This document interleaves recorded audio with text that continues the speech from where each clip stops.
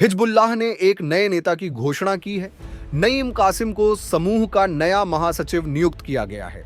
अब आपको याद होगा कि जब से इजरायल ने उनके पूर्ववर्ती हसन नसरल्लाह की हत्या की थी, तब से वे कार्यवाहक महासचिव हैं।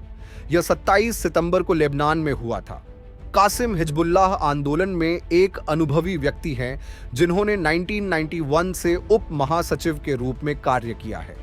जब से समूह ने 1992 में पहली बार चुनाव लड़ा था, तब से वे संसदीय चुनाव अभियानों के सामान्य समन्वयक भी रहे हैं और हज़बुल्लाह के प्रमुख प्रवक्ताओं में से एक हैं, जिन्होंने विदेशी मीडिया के साथ कई साक्षात्कार किए हैं। यह वही छवि है जिसे हिजबुल्लाह तब से दिखाने की कोशिश कर रहा है जब से हिजबुल्लाह के महासचिव हसन नसरल्लाह इजरायली हमले में मारे गए थे, जैसा कि आपने लगभग 5 सप्ताह पहले उल्लेख किया था। नईम कासिम वास्तविक नेता थे। वे 3 रिकॉर्ड किए गए संदेशों में दिखाई दिए।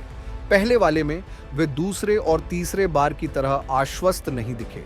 वे दिखाई दिए। उन्होंने जो कहा वह यह था कि हिजबुल्लाह की सैन्य संरचना, कमान और नियंत्रण बरकरार है। उन्होंने इस तथ्य की ओर इशारा किया कि समूह सीमा पार रॉकेट, ड्रोन, मिसाइलों को फायर करना जारी रखता है। उन्होंने इस तथ्य की ओर भी इशारा किया कि हिजबुल्लाह के लड़ाके सीमा पर अपनी स्थिति नहीं छोड़ते हैं और वे आगे बढ़ते इजरायली सैनिकों के साथ भीषण संघर्ष में लगे हुए हैं।